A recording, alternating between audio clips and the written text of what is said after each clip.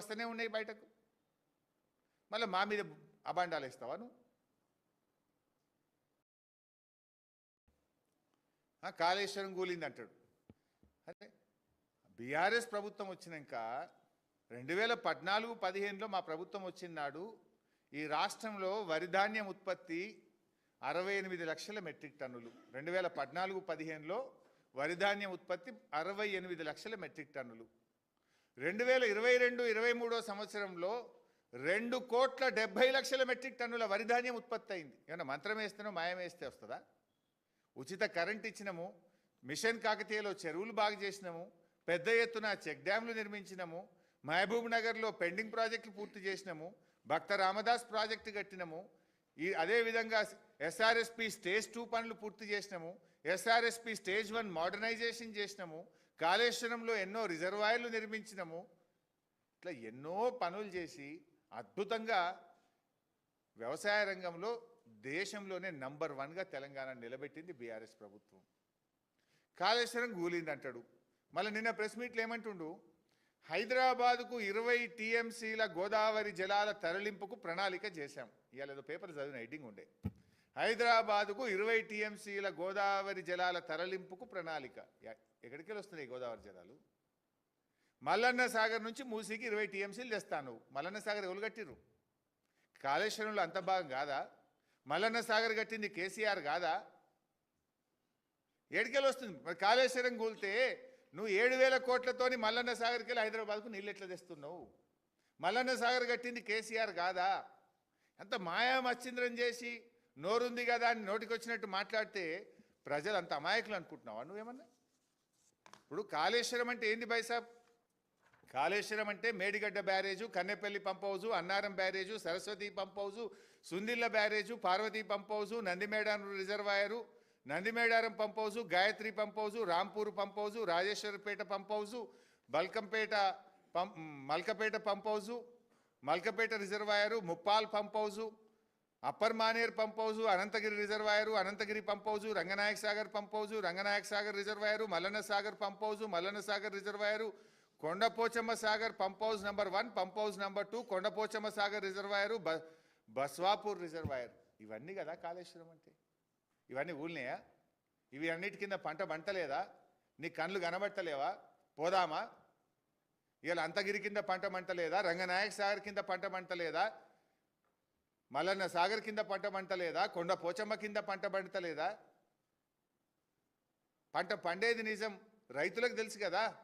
నువ్వు ఈడ కూర్చొని కాళేశ్వరం కూలిందని గవే ప్రతిపక్షంలో చెప్పినప్పటి చిల్లర మాటలే రాష్ట్ర ముఖ్యమంత్రిగా గదే అబద్ధపు గోబల్స్ మాటలు మాట్లాడుతున్నావు నువ్వు. నిన్న ఇంకో మాట మాట్లాడిండు సెక్రటేరియట్ గురించి. సెక్రటేరియట్ అనేటువంటిది అంబేద్కర్ గారి స్ఫూర్తి దీపిక. అసలు అంబేద్కర్ పేరుంది నీకు ఇష్టం లేనట్టుంది, అందుకే సెక్రటేరియట్ పోతలేడినా. అంబేద్కర్ పేరు మీద ఉన్న సెక్రటేరియట్ పోవడానికి నీకు ఏం కష్టమవుతుంది? నెలకొక్క నడిపోతలేవు నువ్వు. ఎప్పుడు చూసినా ఈ కమాండ్ కంట్రోల్ రూమ్లో కూర్చుంటున్నావు. అయితే జూబ్లీ హిల్స్ ప్యాలెస్ లేకపోతే కమాండ్ కంట్రోల్ రూమ్. ఇలా నీకు తెలంగాణ సోయి లేదు, నీకు తెలంగాణ ఉద్యమంలో పాల్గొనలేదు. నువ్వు సచివాలయం ఎందుకు కట్టిందో నీకు ఎప్పటికీ అర్థం కాదు. తెలంగాణ షాన్. ఇలా ఆ రోడ్డు మీద ఎవరు పోయినా ఫోటోలు దిగుతున్నారు కదా, సెల్ఫీలు దిగుతున్నారు కదా. తెలంగాణ ప్రజలు, వివిధ రాష్ట్రాల ప్రజలు ఎవరు వచ్చినా ఈ సెక్రటేరియట్ని చూసి అబ్బురపడి తెలంగాణ గౌరవం పెరిగింది, తెలంగాణ ప్రతిష్ట పెరిగే విధంగా కేసీఆర్ తెలంగాణ పరిపాలన సౌధాన్ని నిర్మించింది బీఆర్ఎస్ ప్రభుత్వం. ఆ సెక్రటేరియట్లో నువ్వు మొత్తం ఇజ్జద్దిస్తున్నావు. ఈ రాష్ట్ర చరిత్రలో, ఈ దేశ చరిత్రలో బిల్లులు రావడం లేదని కాంట్రాక్టర్లు ఫైనాన్స్ డిపార్ట్మెంట్ ముందు సెక్రటేరియట్లో ధర్నా చేసిన ఘనత రేవంత్ పాలనకి దక్కింది కదా. ఇవాళ ఆ బ్రోకర్లు మొత్తం పైరవికారులు 10%, 12%, 14% వశపడక కాంట్రాక్టర్లు ఫైనాన్స్ డిపార్ట్మెంట్ ముందు ధర్నా చేసింది కదా. రోషయ్య గారు లాంటి హేమీలు ఫైనాన్స్ మినిస్టర్గా పనిచేసిండ్రు. ఈ రాష్ట్ర చరిత్రలో ఉమ్మడి రాష్ట్రంలో కానీ తెలంగాణ రాష్ట్రంలో కానీ ఏనాడైనా ఫైనాన్స్ డిపార్ట్మెంట్ ముందు కాంట్రాక్టర్లు ధర్నా చేసిన చరిత్ర ఈ దేశంలో, ఈ రాష్ట్రంలో ఉందా? ఎవరు అడిగినా 12%, 30%, 20% గవర్నమెంట్ అంటారు. ప్రధానికి రేట్ పెట్టారు మీరు 12 to 30%. నువ్వు మాట్లాడుతావు.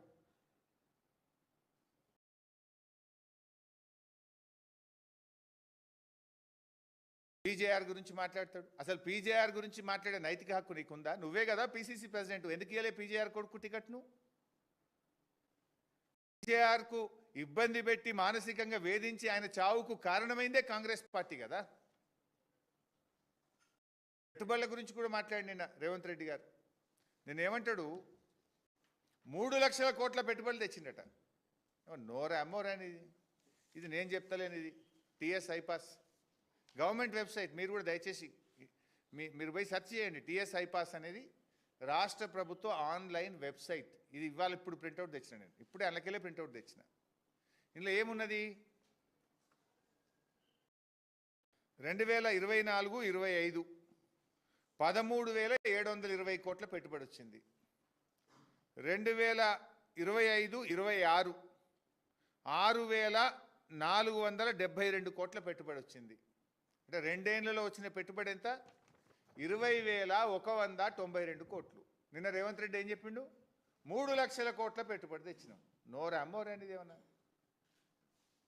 మనిషి అంటోడు అట్లా అబద్ధాలు అతుకుతుందా ఏమన్నా? నువ్వు వచ్చింది 20,000, నువ్వు చెప్పింది 3 లక్షలు. ఇంత చిల్లర మాట్లాడతావు, ఇంత ఫాల్తు మాటలు మాట్లాడతావా నువ్వు? ఇది ఏది నిజం? ఇప్పుడు టీఎస్ఐ పాస్లో కేవలం 20,000 కోట్ల పెట్టుబడులు గత 2 సంవత్సరాల్లో వచ్చింది నిజమా? రేవంత్ రెడ్డి ప్రెస్ మీట్ల జూబ్లీహిల్స్ ఎన్నికల కోసం మాట్లాడిన జుమ్లా మాటలు 3 లక్షల కోట్ల పెట్టుబడులు వచ్చిందన్నది నిజమా? ఏది నిజం? ఇలా రాష్ట్ర ప్రజలు, జూబ్లీహిల్స్ ప్రజలు ఆలోచించాలని చెప్పి నేను కోరుతా ఉన్నా. ఆనాడు బీఆర్ఎస్ పాలనలో ఎంతెంత పెట్టుబడులు వచ్చినాయి ఉన్నాయి. ఇక్కడ 1000 కోట్ల పెట్టుబడులు తెచ్చాం.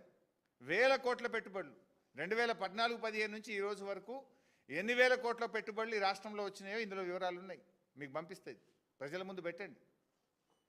ఆనాడు కేటీఆర్ గారు చేసిన కృషి, కేసీఆర్ గారి యొక్క పాలసీ, మేము అధికారంలో ఉన్నప్పుడు పెట్టుబడులు పెట్టడానికి కంపెనీలు, మల్టీనేషనల్ కంపెనీలు లైన్లు కట్టినాయి. కానీ ఇప్పుడు రేవంత్ పాలనలో యూరియా కోసం రైతులు లైన్లు కడుతున్నారు.